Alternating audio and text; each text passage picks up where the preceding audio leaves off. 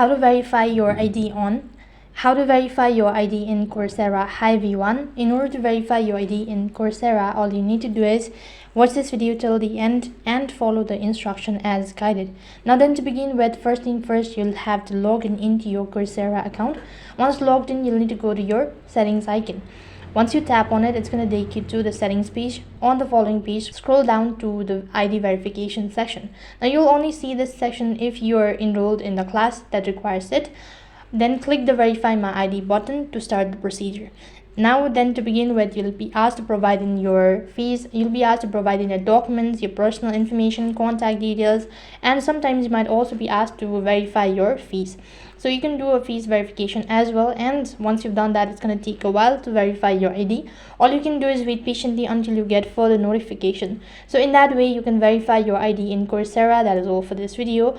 I hope the video was helpful. Make sure to like, share, and subscribe to our channel. Thank you for watching. See you in the next video.